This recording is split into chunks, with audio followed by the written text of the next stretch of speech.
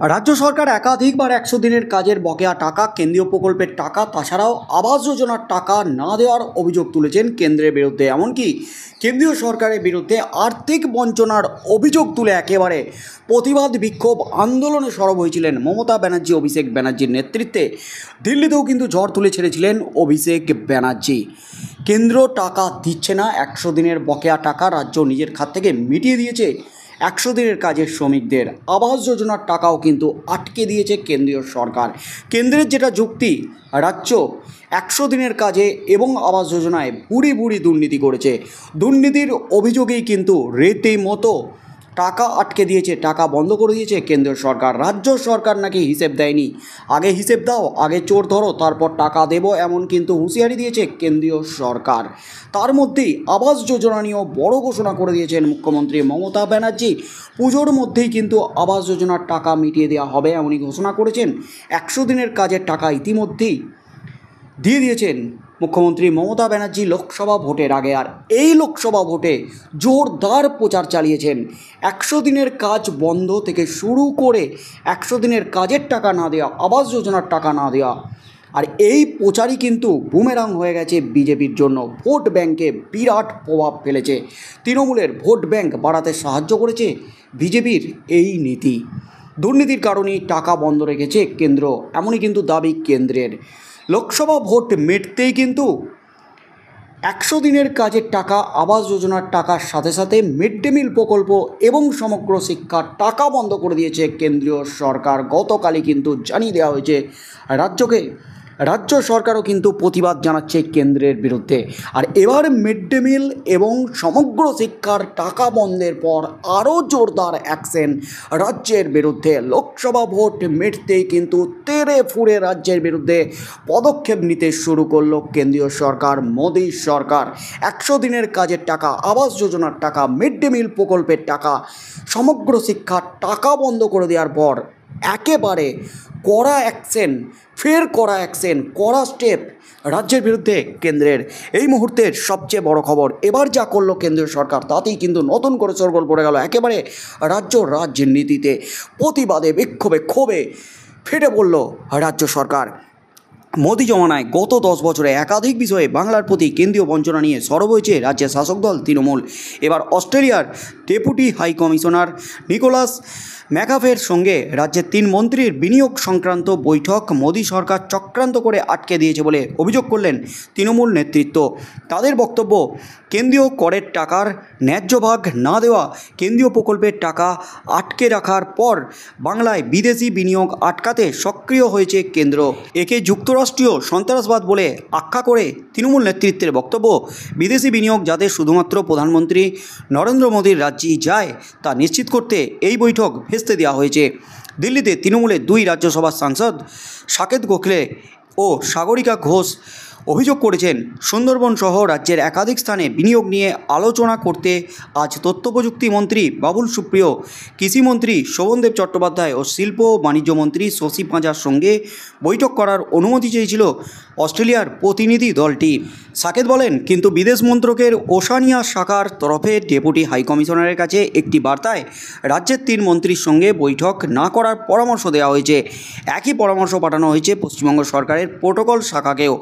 তৃণমূল সূত্রে দাবি, রাজ্যের মন্ত্রীদের সঙ্গে সাক্ষাৎ নিয়ে আপত্তি জানালেও বিজেপি নেতা সুকান্ত মজুমদার, দিলীপ ঘোষদের সঙ্গে ওই বিদেশি প্রতিনিধি দলের বৈঠক নিয়ে আপত্তি জানায়নি মন্ত্রক। সাগরিকার মতে, এখানেও বাংলার প্রতি বিজেপির বঞ্চনার মনোভাব ফুটে উঠেছে। তারা বাংলায় হেরে যাওয়াতেই এখন শোধ নিচ্ছে। তৃণমূলের তরফ থেকে আরও দাবি করা হয়, কেন্দ্রের পক্ষ থেকে বিদেশি রাষ্ট্রের প্রতিনিধিদের বলে দেওয়া হচ্ছে, যদি বিনিয়োগ সুষ্ঠুভাবে করাতে চান গুজরাটে করুন। সাগরিকা বলেন, শুধু বিদেশি প্রতিনিধিদের সঙ্গে বৈঠকই নয়, মমতা বন্দ্যোপাধ্যায়ের 3 বার বিদেশ যাত্রা আটকেছে এই সরকার, যা যুক্তরাষ্ট্রীয় ব্যবস্থার উপরে আক্রমণ, অর্থাৎ বড় সড়ো কিন্তু ধাক্কা একেবারে রাজ্যের জন্য। বাংলায় বিদেশি বিনিয়োগ রোকার চেষ্টা করছে কেন্দ্রীয় সরকার। একেবারে কেন্দ্রের দাবি বাধা নয়, প্রোটোকল আপত্তি। জোর সংঘাত শুরু হয়ে গেল আবারও কেন্দ্র রাজ্যের মধ্যে। নরেন্দ্র মোদীর সরকারের বিরুদ্ধে উঠেছে 100 দিনের কাজের টাকা থেকে শুরু করে আবাস যোজনার টাকা, মিড ডে মিলের বরাদ্দ, সমগ্র শিক্ষার টাকা বন্ধ করে দেওয়ার অভিযোগ। তারপর আজ ফের বিস্ফোরক অভিযোগ। অস্ট্রেলিয়ার ডেপুটি হাই কমিশনার নিকোলাস ম্যাকক্যাফের সঙ্গে বাংলার 3 মন্ত্রীর বিনিয়োগ সংক্রান্ত বৈঠক আটকে দিয়েছে কেন্দ্রীয় সরকার। এই অভিযোগ করছে তৃণমূল কংগ্রেস। যদিও সরকারি সূত্র দাবি করছে উপযুক্ত স্তরে বৈঠকের বিষয়ে আগেই নো অবজেকশন দেওয়া হয়েছিল, অর্থাৎ নিকোলাস ম্যাকক্যাফের সঙ্গে পশ্চিমবঙ্গ সরকারের আধিকারিকদের উপযুক্ত স্তরে বৈঠক করার বিষয়ে কোনো আপত্তি ছিল না কেন্দ্রীয় সরকারের। সরকারি সূত্র জানিয়েছে পশ্চিমবঙ্গ সরকারের আধিকারিকদের সঙ্গে উপযুক্ত স্তরে সাক্ষাতের জন্য পারস্পরিকতার নীতির ভিত্তিতে অস্ট্রেলিয়ার ডেপুটি হাই কমিশনারের কাছে একটি নো অবজেকশন জানানো হয়েছিল। তৃণমূল কংগ্রেস সাংসদ সাকেত গোখলে এবং সাগরিকা ঘোষ মঙ্গলবার অভিযোগ করেন যে পশ্চিমবঙ্গ সরকারের মন্ত্রীদের সঙ্গে অস্ট্রেলিয়ার ডেপুটি হাই কমিশনারের বৈঠক করার অনুমতি দেয়নি কেন্দ্রীয় সরকার। গোখলে এবং ঘোষের অভিযোগ, পশ্চিমবঙ্গে বিদেশি বিনিয়োগ আসতে বাধা তৈরি করছে কেন্দ্র। ম্যাকক্যাফে পশ্চিমবঙ্গে তার পরিকল্পিত সফরের আগে বৈঠকগুলি চেয়েছিলেন। কূটনৈতিক প্রোটোকল এবং নিয়ম সম্পর্কে সচেতন লোকেরা বলেছেন যে একজন ডেপুটি হাই কমিশনার বা বিদেশি মিশনের একজন উপপ্রধান রাজ্য সরকারের মন্ত্রীদের চেয়ে জুনিয়র, এবং সেই কারণেই কূটনীতিকের দ্বারা চাওয়া বৈঠকগুলি নির্ধারিত নিয়মের সঙ্গে সামঞ্জস্যপূর্ণ ছিল না। অস্ট্রেলিয়া ভারতীয় কূটনীতিকদের জন্য অনুরূপ মাপকাঠি অনুসরণ করা হয়। বিষয়টি সম্পর্কে জিজ্ঞাসা করা হলে অস্ট্রেলিয়ান হাই কমিশনারের একজন মুখপাত্র এই বিষয়ে কোনো মন্তব্য করেননি, তবে বলেছেন যে অস্ট্রেলিয়া এবং ভারত শক্তিশালী কৌশলগত, অর্থনৈতিক এবং সম্প্রদায়ের সম্পর্কের সঙ্গে ঘনিষ্ঠ বন্ধু। তিনি বলেন, আমাদের দুই দেশের মধ্যে রাজনৈতিক, ব্যবসায়িক, সাংস্কৃতিক এবং খেলাধুলার যোগসূত্র জোরদার করার জন্য অস্ট্রেলিয়ার কূটনীতিকরা ভারত জুড়ে নিয়মিত ভ্রমণ করেন।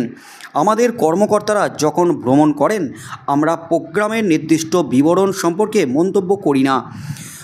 তৃণমূল সাংসদ সাকেত গোখলে বলেন, পশ্চিমবঙ্গের শিল্প ও বাণিজ্য মন্ত্রী শশী পাঁজা, আইটি মন্ত্রী বাবুল সুপ্রিয় এবং কৃষিমন্ত্রী শোভন চট্টোপাধ্যায়ের সঙ্গে ম্যাকক্যাফের বৈঠক না করার জন্য পরামর্শ দেয় বিদেশ মন্ত্রকের ওশেনিয়া বিভাগ।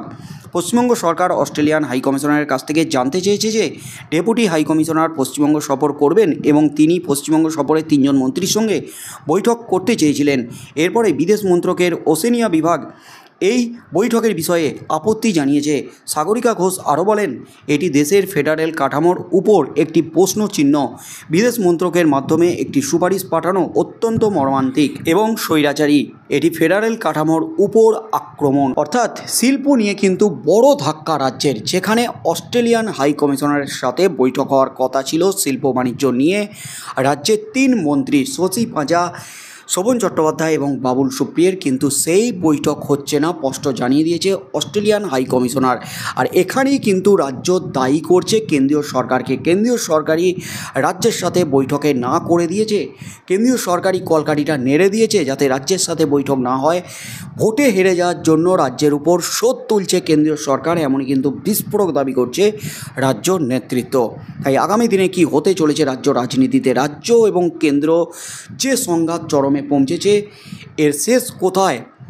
কেন্দ্র যে টাকা আটকে রেখেছে, কেন্দ্রের যে যুক্তি পিএমশ্রী প্রকল্পে নাম নথিভুক্ত না করার জন্য, মৌ স্বাক্ষর না করার জন্য মিড ডে মিল এবং সমগ্র শিক্ষার টাকা বন্ধ করে দিয়েছে কেন্দ্র সরকার। মৌ স্বাক্ষর করলেই, পিএমশ্রী প্রকল্পে সই করলেই টাকা বরাদ্দ করবে কেন্দ্রীয় সরকার। তবে রাজ্যও কিন্তু নিজের অবস্থানে অনড়। তাই শেষ পর্যন্ত কি হতে চলেছে মিড ডে মিল এবং সমগ্র শিক্ষার টাকা নিয়ে এবং এই শিল্প বাণিজ্য বৈঠক নিয়ে, সেদিকেই চোখ থাকবে গোটা রাজ্যের।